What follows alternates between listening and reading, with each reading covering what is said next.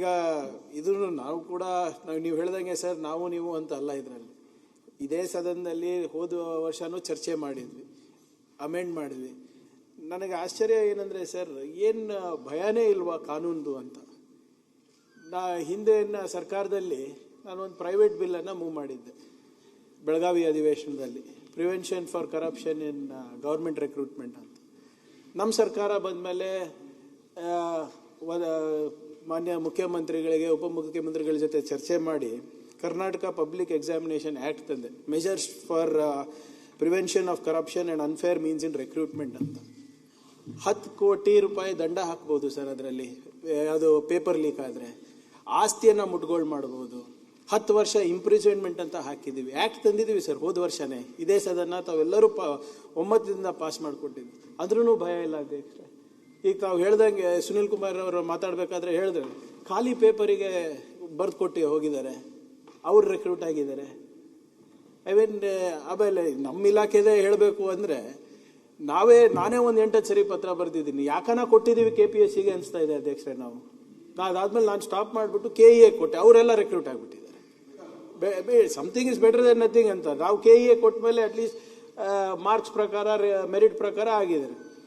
ನಾವು ನನಗೆ ನಮ್ಮ ಇಲಾಖೆದ ಇದರಲ್ಲಿ ಏನಾಗಿದೆ ಸರ್, ಈಗ ಅದೇ ಸಂಸ್ಥೆ ಎಕ್ಸಾಮಿನೇಷನ್ ಮಾಡಿದ್ರು, ಅವರೇ ಇಂಟರ್ವ್ಯೂ ಕರೆದ್ರು, ಅದಾದಮೇಲೆ ಅವರೇ ಪ್ರಾವಿಷನಲ್ ಲಿಸ್ಟ್ ಬಿಡುಗಡೆ ಮಾಡಿದ್ರು.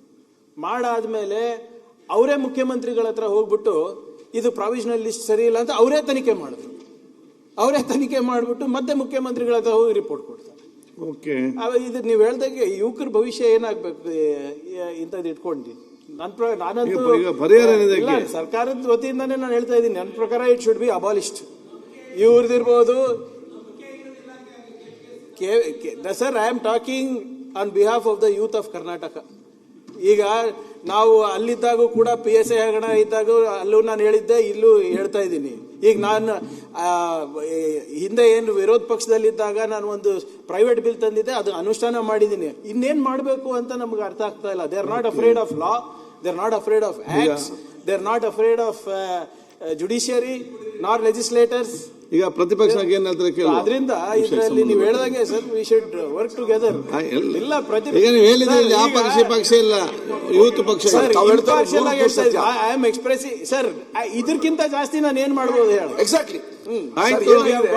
ಆಕ್ಟ್ ಏನಾಗಿದೆ, ಪ್ರಿಯಾಂಕ್ ಖರ್ಗೆ ಅವ್ರು ಹೇಳಿದಕ್ಕೆ ಇನ್ನೊಂದು ಸೇರಿಸ್ತೀನಿ, ಅವ್ರಿಗೆ ಭಯನೂ ಇಲ್ಲ, ನಾಚಿಕೆನೂ ಇಲ್ಲ. ಎಲ್ಲಿ ಭಯ ಮತ್ತೆ ನಾಚಿಕೆ ಇರೋದಿಲ್ಲ, ಡೆಡ್ಲಿ ಕಾಂಬಿನೇಷನ್ ಅದು. ನಾವು ಸರ್, ನಾನು ಯಾರೋ ಇಂಡಿವಿಜುವಲ್ ಮೇಲೆ ಮಾತಾಡ್ತಾ ಇಲ್ಲ. ಇದು ಇಟ್ ಈಸ್ ಅನ್ಫಾರ್ಚುನೇಟ್. ನೀವು ನಿಮ್ಮ ಭಾಗದಲ್ಲಿ ಹೇಳ್ತಾ ಇದ್ದೀರಿ ಸರ್, ನಮ್ಮ ಭಾಗದ ಹುಡುಗರು ಇನ್ನ ಎಷ್ಟು ಯುವಕರು ಎಷ್ಟು ಪ್ರಯತ್ನ ಮಾಡ್ತಾರೆ. ಧಾರವಾಡನಲ್ಲಿ ಹೋಗಿ ಇದು ಮಾಡ್ತಾರೆ, ಹೈದರಾಬಾದಿಗೆ ಹೋಗ್ತಾರೆ, ಇಲ್ಲಿ ಬೆಂಗಳೂರಿಗೆ ಒಂದೇ ಜೋಡಿಸ್ತೀನಿ ನಾನು. ಅದಕ್ಕೆ ಅದನ್ನ ಅಧಿವೇಶನದಲ್ಲಿ ಅದೆಲ್ಲ ರೆಕಾರ್ಡ್ ಆಗೋದು ಬೇಡ ಅಂತ ಹೇಳಿಲ್ಲ. ಆ ಅರ್ಹತಾ ಪಟ್ಟಿಯಲ್ಲಿ ನೋಡಿ, ಅವರ ಅಡ್ರೆಸ್ಗಳು ನೋಡ್ಬಿಟ್ರೆ ನೀವು ಇಂಥವರೆಲ್ಲ ಆಯ್ಕೆ ಆಗ್ಬಿಟ್ಟಿದಾರ ಅಂತ ಅನ್ಸ್ಬಿಡುತ್ತೆ. KPSC ಮೆಂಬರ್ ಮಕ್ಕಳು ಅರ್ಹತಾ ಪಟ್ಟಿ ಬಂದಿದ್ದಾರೆ. ರಿಟೈರ್ಡ್ ಇಲ್ಲೇ ವಿಧಾನಸೌಧದಲ್ಲಿ ಕೆಲಸ ಮಾಡೋದಂತ ರಿಟೈರ್ಡ್ ಫ್ಯಾಮಿಲಿಯ ಒಂದು ಕುಟುಂಬದವ್ರು 3 ಜನ ಆಯ್ಕೆ ಆಗಿದ್ದಾರೆ. ಯಾರೋ ಎಕ್ಸ್ ಮಿನಿಸ್ಟರ್ನ ಮಗ ಆಯ್ಕೆ ಆಗಿದ್ದಾರೆ. ನಾನು ಅವ್ರಿಗೆ ಅರ್ಹತೆ ಇಲ್ಲ ಅಂತ ನಾನು ಹೇಳ್ತಿರೋದಲ್ಲ, ಇಲ್ಲ ಅನುಮಾನಗಳಿರೋದು ಅಂತ. ಇದು ಎಲ್ಲಾರು ಒಂದ್ ಕಡೆಗೆ ಕ್ಲಿಯರಿಟಿ ಮಾಡಲಿಲ್ಲ ಹೆಂಗಾಗತ್ತೆ? ಮಾತಾಡಿ ಅಧ್ಯಕ್ಷರೇ. ಪ್ರಿಯಾಂಕ ಅವ್ರಿಗೆ ನಮ್ಮ ಅಶ್ವಥ್ ನಾರಾಯಣ ಅವರು ನಿಮ್ಗೆ ಅಭಿನಂದನೆ ಸಲ್ಲಿಸಿ ಅಂತ ಹೇಳ್ತಾ ಇದ್ದಾರೆ. ಆಯ್ತು, ಇಲ್ಲ ಇದರಲ್ಲಿ ಇದು ಅಂತಲ್ಲ. ಈಗ ಅಭಿನಂದನೆ ಸಲ್ಲಿಸೋಕೆ ಮಾತಾಡ್ತಿರಲ್ಲ, ನಮ್ಮ ಹೋಮ್ ಡಿಪಾರ್ಟ್ಮೆಂಟ್ ನಮ್ಮ ಸೀನಿಯರ್ ಆಫೀಸರ್ಸ್ ಹತ್ರ ಮಾತನಾಡಿ ಅವ್ರು ಹಿಂದಿನ ಸರ್ಕಾರದಲ್ಲಿ ಕೆಲವು ರೆಕ್ರೂಟ್ಮೆಂಟ್ ಆಗಿದೆ ಸರ್, ಇದೇ ಕೇಸ್ಗಳಲ್ಲಿ. ಅವ್ರು ಆಟೋಮೆಟಿಕ್ ಹೇಳ್ತಾರೆ, ಈ ಬ್ಯಾಚ್ ಏನ್ ಬಂದಿದೆ, ಹೇಗ್ ಬಂದಿದೆ ಅಂದ್ಬಿಟ್ಟು ಅವರೇ ಹೇಳ್ತಾರೆ. ಯಾರು ಹಾಕಿದಾರೆ ಅಂತಾನು ಹೇಳ್ತಾರೆ. The quality of officers is so ಬ್ಯಾಡ್. ಅವ್ರು ಹಿಂದಿನ ಸರ್ಕಾರದಲ್ಲಿ ಹಂಗೆ ಬಂದ್ಬಿಟ್ಟಿದ್ದಾರೆ. ಈಗ ಅವ್ರಿಗೇನು ಮಾಡ್ಲಿಕ್ಕೆ ಆಗ್ತಾ ಇಲ್ಲ.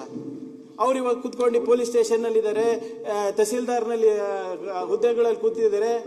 ಅದು ಆಡಳಿತದ ABCD ಗೊತ್ತಿಲ್ಲ, ಒಂದು ಆಕ್ಟ್ ಓದೋಕ್ ಗೊತ್ತಿಲ್ಲ, ಕಾನೂನು ಗೊತ್ತಿಲ್ಲ. ಅವ್ರ IPS ಆಫೀಸರ್ಸ್ ಹೇಳ್ತಾರೆ ಸರ್, ಇದು ಆ ಬ್ಯಾಚ್ ಇದೆ ಅಂತ. ಬೇರೆ ಸರ್ಕಾರದಲ್ಲಿ ಅಧ್ಯಕ್ಷರೇ ಈಗಾಗಲೇ